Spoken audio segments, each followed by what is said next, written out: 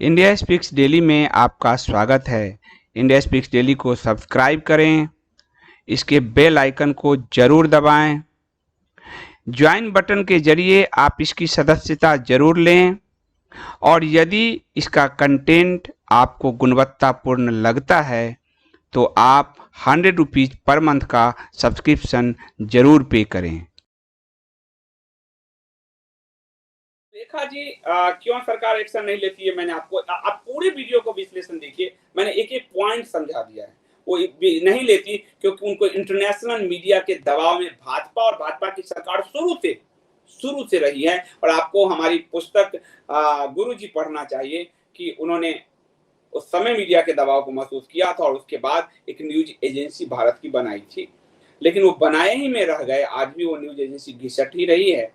मुकाबला करने की जगह उनसे सर्टिफाई की तरफ चले गए। तो ये आज से नहीं कह रहा हूं, ये इस विचारधारा में है कि वो इंटरनेशनल नेशनल मीडिया के दबाव में ज्यादा आती है। और ये स्वयं प्रधानमंत्री नरेंद्र मोदी अपने इंटरव्यू में कह चुके हैं कि सुबह सुबह तो वो अखबार सारे देखते हैं। वो प्रेशर आप समझ सकते हो। श्री राम हेगड़े, आपका बहुत धन्यवाद। मुझे मोदी जी पर रत्ती भी सिंपैथी नहीं है। लोकतंत्र के दुर्योधन बनने के लिए उन्होंने जिहादी मानसिकता के लोगों को खुली छूट दी है। एक यूटी का सीएम भी देश के पीएम के दलित। वही तो आश्चर्य है मुझे भी कि केजरीवाल, अब देखो ममता के पास तो कुछ पावर भी है, केजरीवाल के पास पावर क्या है? ठन गोपाल। पर वो भी केंद्र को नचा रहा है, अपनी सारी झूठ केंद्र के मध्य कर रहा है। और मुझे आश्चर्य है कि अदालत में कोई चीज जो सच आती है, ये लोग सामने लाने के लिए ये सामने नहीं ला पाते। विपुल जी कह रहे हैं मुझे लगता है मोदी जी की कोई कमजोर नब्ज है इनके पास। नहीं, ये मैं नहीं मान सकता। मैं अभी मैं आपको साफ बताता हूं कि उस जमाने में आपको अगर 90 का दशक में याद कर रहा हूं, पुस्तक आप पढ़ेंगे, और 90 के दशक में मोदी जी मीडिया से भी बहुत रहे हैं। और आपको लगता है कि राजदीप बरखा पे हम जो हमला करते हैं, उन्होंने ही असल में, वो कहते रहे विरोधी हमला करते रहे तो हम एक एक पत्थर से इमारत बनाई है। वो जनता उनके पक्ष में आ जाती है और इसीलिए वो बेचारगी प्रदर्शित करने की भाव उनके अंदर बहुत आ गया कि मैं बेचारा बन रहा हूं, मेरी लड़ाई जनता लड़े। लेकिन ये तब तक हो सकता है जब आप गुजरात के सीएम हो, वो तब हो सकता है जब आप विपक्ष में हो, लेकिन तब नहीं हो सकता जब आप केंद्र में हो। मैं बेचारा। अब ध्यान दो 2002 से। दूसरी बात, 90 के दशक में जब कारगिल युद्ध शुरू हुआ था वाजपेयी जी के समय, मीडिया का फोकस कहां होगा? कारगिल में। तो मोदी जी कारगिल चले, खुद उनके इंटरव्यू, कारगिल चले गए। मीडिया फोकस का, भाजपा के प्रवक्ता उनके मीडिया फोकस का। उस जमाने में बारिश होती थी, तूफान आते थे, मोदी जी स्टूडियो के आगे छाता लगाए खड़े रहते थे ताकि मीडिया उनका बाइट ले। तो वो इतने मीडिया से हैं कि आज वही मीडिया नकारात्मकता के रूप से उन पर हावी हो गया है कि कोई वाशिंगटन पोस्ट न छाप दे, कोई टाइम न छाप दे, कोई ये क्या न्यूयॉर्क टाइम्स न छाप दे, कोई बीबीसी न कह दे, कोई ढेकना न कह दे, कोई आनंद बाजार पत्रिका न कह दे। ये बहुत बड़ी, जब तक आप स्वयं का आकलन स्वयं से नहीं करते अपने काम से, कोई मीडिया मेरे काम का क्या आकलन करेगी? ये आपको इतिहास पढ़ना पड़ेगा। मैं नहीं कह रहा हूं, ये उन्हीं के कहे हुए हैं सारे बात, उन्हीं के कहे हुए हैं। मैं नहीं कह रहा हूं कि कारगिल में मैं गया, वाजपेयी जी ने फोन किया, कहां हो? तो अभी कारगिल में हूं। क्या कर रहे हो भाई तुम वहां? किसी को इन्फॉर्मेशन नहीं थी तो यहाँ रसद पहुंचाने आया हूं। मीडिया से उन्हीं की बाइट चलाता था क्योंकि कारगिल में वही थे पार्टी के प्रवक्ता बन के। तो उन्होंने खुद कहा, मैंने सुबह सुबह उठता हूँ, सारे अखबार देखता हूँ, ये उन्हीं के कहने हैं। विरोधियों के एक एक कंकर को मैं इमारत बना, वो सारे उन्हीं के वर्जन है, मेरे कुछ नहीं है इसमें, एक पैसे का भी नहीं है। आप ध्यान दे दीजिए। और एक जमाने में ये बरखा या राजदीप उनके मित्र होते थे। कभी राजदीप की बायोग्राफी पढ़िए आप, उनको हमेशा उन लोगों को इंटरव्यू का मौका मिलता था। कभी दक्षिण पंथी को एक आपको मिल जाएगा, रिपब्लिक को मिल जाएगा, मान लिया अर्णव गोस्वामी, एक दो को मिल जाएगा आप, क्योंकि वहां जो उनकी आक्रामकता है उससे जनता थोड़ा सा उनके साथ सिंपैथी में जुड़ती है। वो एक बहुत साइकोलॉजिकल वार है आप उसको, पर वो वार अब धीरे धीरे ना खुद के व्यक्तित्व पे हावी होने लगा है। ये बड़ी दिक्कत आ गई है। अस्मिता दाभोले जी, बहुत बहुत धन्यवाद। नमस्ते सर, मुझे लगता है हमें भाजपा के विकल्प की जरूरत है। अस्मिता जी, फिलहाल तो कैसे पार्टी कोई आएगा बनाएगा? हमें इसे लाइन पे लाना होगा। और मीडिया हमें खाना खाने पीने, मीडिया की इस मानसिकता को मैं आपको हमको कहता हूं कि नहीं देखिए, ये रात दिन मीडिया में सोचते हैं। मैं भाजपा के इतने मित्र हैं सब मेरे, वो क्या सोचेगा, वो क्या करेगा, कल टाइम्स क्या छापे, ये वहां के वार रूम के डिस्कशन है। तो उनको सबसे पहले हमें मीडिया से निकालना होगा उनके दिमाग, तब जाके ये चीजें जो है, वरना तो। और ये बात रसिया अमेरिका जानते हैं। रसिया उस समय इंदिरा गांधी के समय 3500 लेख जो है प्रायोजित कराती थी केजीबी। अमेरिका जानता है, न्यूयॉर्क टाइम्स, सीएनएन वो कर रहा है। आप देखो, एक सिंगापुर ने ट्विटर को कस दिया, पर इतनी बड़ी सरकार ट्विटर को नहीं कस रही है। आखिरी डेट पूरा हो चुका है।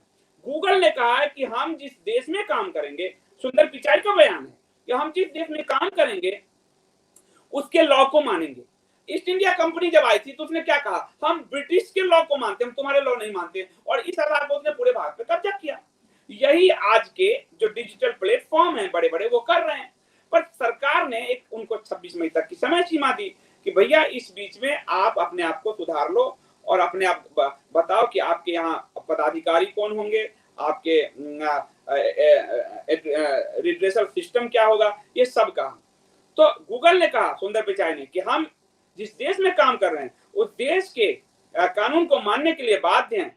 फेसबुक ने भी अपना रिड्रेसल सिस्टम बनाकर उनको दे दिया है, टेलीग्राम ने भी दे दिया है, पर ट्विटर आज तक अड़ा हुआ है कि नहीं दूंगा। ये एक डिजिटल औपनिवेशिकता है, लेकिन उस ट्विटर को ये नहीं खत्म कर पा रहे, उस ट्विटर को नहीं कुचल कर पा रहे, उनको अपने रास्ते नहीं ला पा रहे, जबकि सिंगापुर जैसा छोटा देश ला दिया। क्यों? क्योंकि ये सारा ट्विटर का ही तामझाम चलता है। इनके सारे मंत्री ट्वीट करते रहते हैं। एक कोई जो इन्होंने प्रमोट किए थे भारत सरकार में, उसको अगर प्राइम मिनिस्टर ही कू पे आ जाए तो सारा लोग ट्विटर छोड़ के आ जाएगा, लेकिन वो आना ही नहीं चाहते। उनको अमेरिकन सर्टिफिकेशन जरूरी होते हैं। उनके मंत्री आते हैं, कू पर एक दो बार कुछ करके निकल जाते हैं। टेलीग्राम का कितने लोग उपयोग कर रहे हैं सरकार में, बताइए, जबकि वो सबसे सेफ और सबसे इंटरैक्टिव है, कितने लोग कर रहे हैं। फिर आप देख, ट्विटर, इसीलिए ट्विटर का मनमाना है क्योंकि वो सरकार को उस कमजोरी को जानता है कि ये सरकार मीडिया से भी है, मीडिया के हिसाब से ही ये काम करेगी, तो इसलिए वो उसका फायदा उठा रही है। और कल आपको बता देता हूं, ये मैं आपको, कि सारे जो है ट्विटर को छोड़कर गूगल, फेसबुक, व्हाट्सएप, टेलीग्राम ने आईटी मंत्रालय को अपना ब्यौरा साझा कर दिया। ये मेरी टीम है, सब कुछ है, और ट्विटर अभी तक भारत को आंख दिखा रहा है। तो जब एक छोटा सा ट्विटर जो प्रॉफिटेबल कंपनी है, वो कंपनी है, वो कोई मीडिया नहीं है, वो कोई संप्रभुता और अभिव्यक्ति की आजादी से उसका लेना नहीं, वो एक कंपनी जब सरकार को आंख दिखाती है तो ममता और उद्धव। यही मैं कहा कि सरकार की धमक सुनाई देनी चाहिए। हाथी जब चलता है तो चारों तरफ धम धम सुनाई देता है, वो सरकार का मतलब यही है। और इसलिए पूर्ण बहुमत और अपूर्ण बहुमत की सरकार में अंतर होता है। तो वो ट्विटर नहीं सुन रहा तो ममता कहां सुनेगी। विनोद पांडे जी कह रहे हैं आप सभी राष्ट्रवादी मिलकर पॉलिटिकल पार्टी बनाइए। नहीं, मैं पत्रकार हूं, मेरे पत्रकार रहने दीजिए, लेखक हूं, पत्रकार हूं। आप जब फिर आप सनातन भूल रहे हो। सनातन में महाराज मनु ने कहा कि मैं अगर शासन चलाऊंगा, मुझे ब्रह्मा जी के पास जनता गई कि मुझे, हम अराजक हो रहे हैं, हमें एक राजा चाहिए।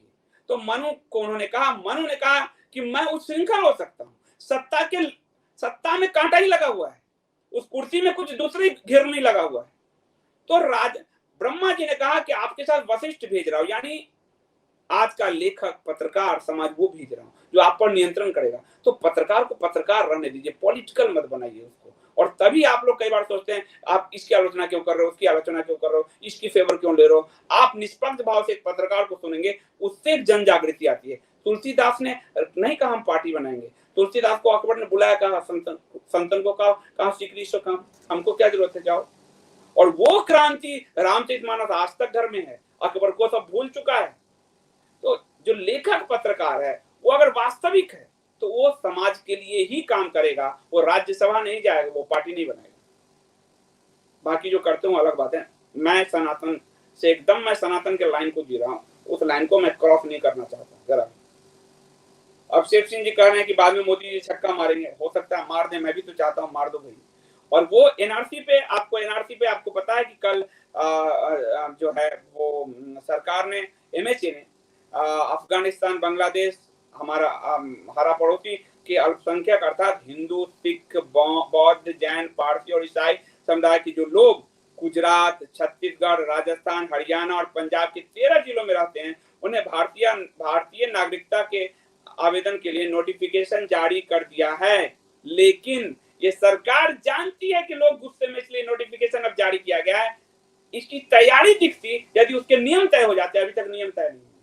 वो कल उस चीज को सोखने के लिए कि हिंदू जनता आहत है, भाजपा के वोटर आहत हैं, आलोचना करना इसलिए आपका जरूरी है। तो फिर जो सीए का नोटिफिकेशन जारी कर दिया, अभी नियम तय नहीं किए, नियम तय होने, पहले नियम तय होने चाहिए, लेकिन चलो नोटिफिकेशन जारी किया, इसका हम स्वागत करते हैं कि जो 2019 में सीए आया था वो अब जाके 21 में नोटिफाइड हुआ। संदीप जी, आप अपनी ऊर्जा बर्बाद मत कीजिए, ओम प्रकाश जी करें। नहीं संदीप, ओम प्रकाश जी, मैं पत्रकार हूँ, आप तभी तो मुझे स्नेह देते हो, प्रेम करते हो, किस लिए करते हो कि आपको सच बताता हूँ, तभी पत्रकार और लेखक अगर बंद हो जाए तो पूरी देश में अराजकता आ जाएगी। मैं इन तरह के पत्रकारों के बाद आज आपको पत्रकार के नाते लातों की पूरी जो श्रृंखला पे हमने बताया आपको, आज सारे अखबार सब कर रहे हैं, तो सच बताना मेरा काम है। मैं वो कार्य कैसे छोड़ दूं, आप बताइए। नारद जी तो सच बताते थे, प्रथम पत्रकार हैं सनातन के, वो तो सच बताते थे, फिर हम उनकी पूरी परंपरा को कैसे काट दें। अरिंदम जी, मेरी क्या औकात है कि अगर मोदी जी से मिलकर आप देश हित में समझा सकते हैं, वो जनता को नहीं समझ रहे। एक कार्यकर्ता जो मर रहा है वो ज्यादा उसके करीब होगा या मैं करीब होगा। जो एक महिला कोषाध्यक्ष मनी खान का की विधानसभा का बंगाल का, उसको कह रहा उसके पति को, मुजफ्फर टीएमसी का नेता, इसको मेरे साथ रहने के लिए भेजो, तुम्हें तब घुसने दूंगा। तो कार्यकर्ता ने, कैसी बातें आप कर रहे हो।